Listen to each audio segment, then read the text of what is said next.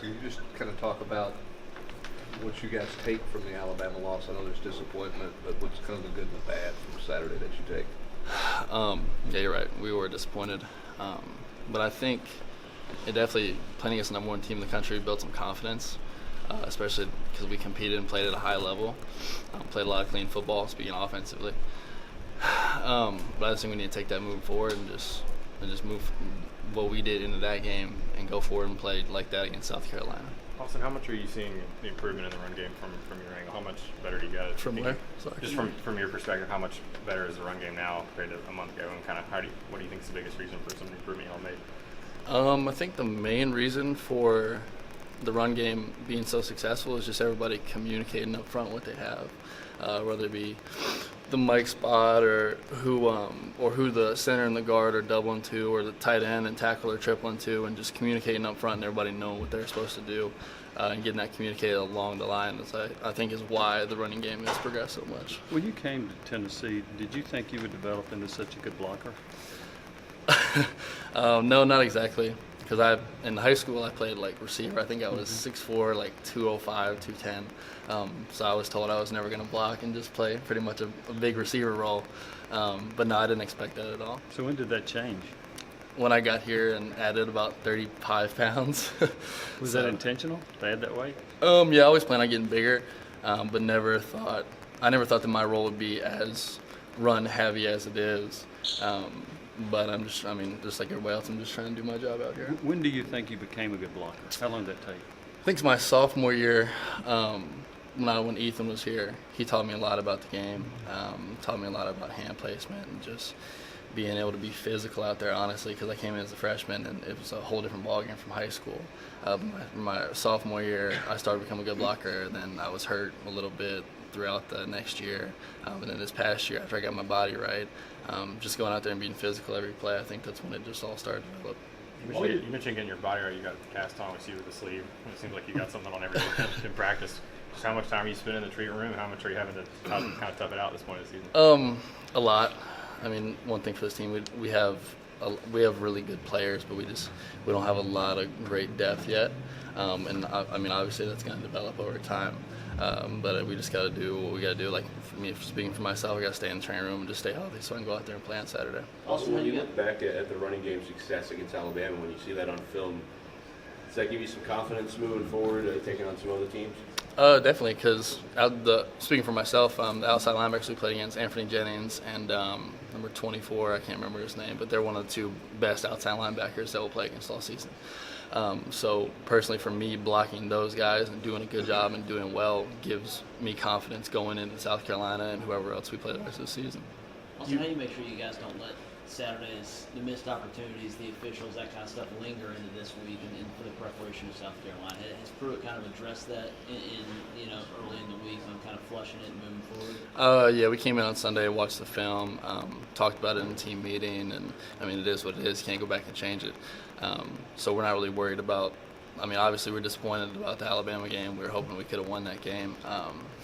At least put forth a better effort towards the end, but now we're just looking forward to the future right now. Also, that Tim Jordan run for the first down where the pile's being pushed, he kept running, got the first down. What does a play like that do to the juice, energy, momentum of the team? Oh, it's a confidence booster. Being able to push a whole pile, I think it was like 6 or 7 yards, after it already got stopped, and then Big Trey and Wanya, those guys pushed him. It was definitely a confidence booster.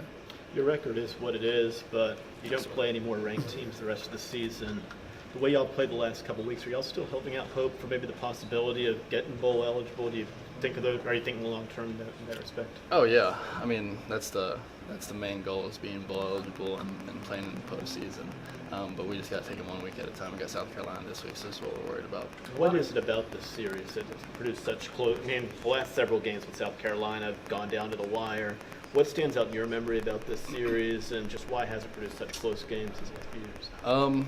Just like anybody else in SC, I mean, they're a good football team. I feel like that's for the majority that I see. That's every Saturday. If it's a SEC rival or an SEC game, just in general, that it's going to be a tough game. Everybody has good players, and everybody's coached well. A lot of the big runs Saturdays have come to the left side of the line. Just what's your assessment of how well Trey's been playing here in a few weeks and kind of setting the tone over there? I mean, Trey works his butt off. He's a great guy, great teammate, and he just wants the team to be successful at the end of the day. So any credit for the left side of the line is, I mean, he's a big part of it. How much do you associate yourself with the offensive line? Even though you play tight end, I mean, you're doing so much blocking. How much do you associate yourself with that group? I like to think of myself as almost like a glorified lineman because I get to catch balls here and there. But they're the main guys I hang out with on the team. I love the O-line. They're great guys. But yeah, just like them, I just try and do my job, and I hope the run's successful at the end of the day. There have been times in the past where Alabama kind of bullied Tennessee at the line of scrimmage. That was not the case on Saturday. Is there some confidence that is derived from that? No, I definitely think, just from watching when I was a little bit younger, that Tennessee used to get bullied a little bit by Alabama. I can't even really say that, but no, we went out there Saturday, and once you get past the A and the crimson and all the fans in the stadium, and you get that out of your head, they put their pants on the same way we do. You know, we just got to go out there, and we were physical with them. We punched them in the mouth, and I know the score wasn't that great at the end of the game, but they definitely know that they were in a ball game with us. So how encouraging is that? It's very encouraging because Alabama was obviously the #1 team ranked in the country. So saying that we played with them almost the entirety of the game and we're really physical with them, I definitely think that that's confidence booster for the whole team, just considering the fact that they're the #1 team in the country. Austin, the fourth and goal play was obviously a mess, and what happened there. How do offensively did you guys flush that play, move forward so that everybody's on the same page, trust, and all those things? I mean, I think Coach Pruitt talked about it was just a miscommunication. So, like I was talking about earlier, we just got to communicate better up front between whether it be the quarterback to the running back to the tight end to all the linemen, the receivers. We just all got to get back on the same page, especially when we're in the red zone, the goal line area like that. We just all need to be on the same page and make sure we're all doing what we're supposed to be doing. To go from being a pass-catching receiver in high school to being now pretty much a blocking tight end, I mean, just how much has that kind of had to change? How much maybe of a shot in the gut, shot of the ego that was that, and how much has that kind of changed your perspective?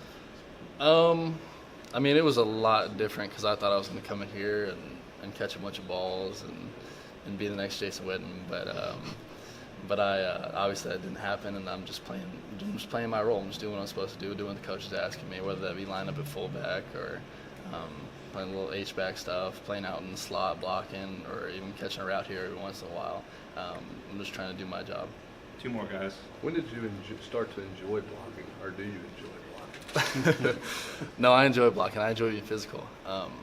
It's a massive part of the game, and if you're not physical, then I mean, I'm going to tell you, you're probably going to get dominated out there. So I definitely find joy in making my block and being physical with whoever I go against. I take pride in it.